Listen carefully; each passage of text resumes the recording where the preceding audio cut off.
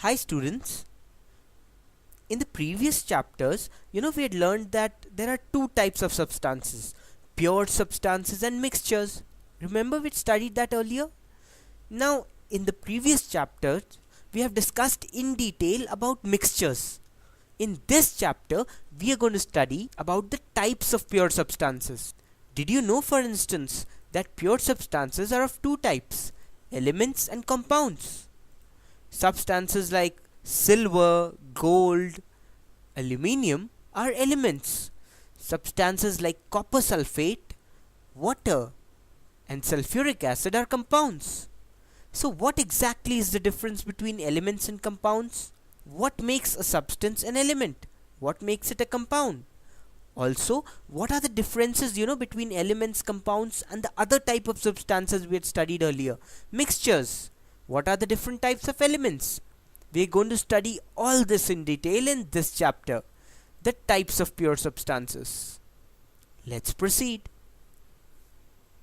The first thing we'll study is the definition of an element. What is an element? Any substance that cannot be broken down into simpler substances by chemical methods is called an element. That's quite a simple explanation, isn't it? Any substance, that cannot be broken down into something else by means of a chemical reaction is called an element. Let's consider some examples to, understand this definition of an element better. Take copper. Copper is an element. You can burn copper, you can break copper with a hammer, you can pass electricity through copper, but whatever you do, copper cannot be broken down into other substances, isn't it? Copper remains copper. Copper does not become any other substance. It doesn't become gold or it doesn't become anything, no matter what chemical change occurs. Therefore, copper is an element. Understood? Consider yet another element. Gold. Again, you can burn gold. You can pass electric current through gold. But no matter what you do, gold cannot be broken down into other substances. It's as simple as that. And therefore, gold is an element. Water, however, is not an element. You see, when you take water and when you pass electricity through water, water breaks down into two substances, hydrogen and oxygen. It has been found out that if you take two metal plates, put them in water and connect the metal plates to a battery, hydrogen and oxygen gas will be evolved from the water. You can see the gases being evolved, isn't it? Now that means that water can basically be broken down into two other substances, hydrogen and oxygen. Clearly, water is not an element because you can pass electricity through water and it will break down into hydrogen and oxygen. Elements are basically substances which cannot be broken down, through heat or electricity, because heat and electricity are the main means of breaking down a substance. Here you can see oxygen and hydrogen gas being evolved. So there you go. Elements also have some more properties. Let's study them now.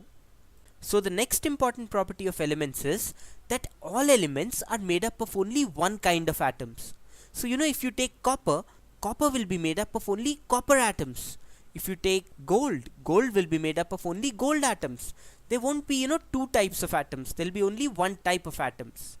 Now this is also obvious. After all, an element cannot be broken down into simpler substances.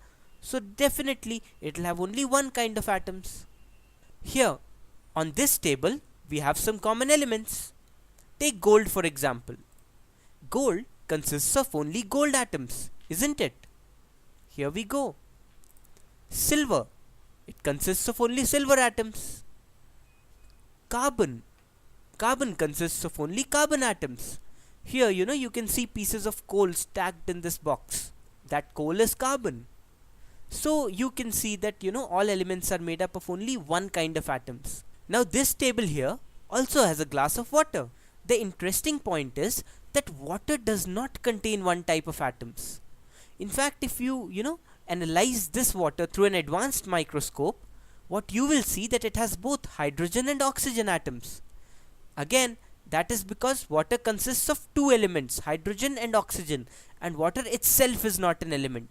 Understood? So that is the point that I'm trying to emphasize. All elements contain only one kind of atoms, and they cannot be broken down into simpler substances.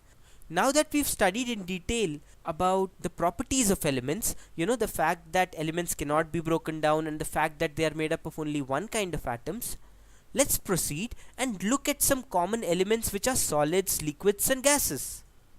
Let's look at some examples of elements. Here, you can see some solid elements on your screen. Sodium, calcium, iron, sulfur, carbon, and magnesium are some examples of solid elements.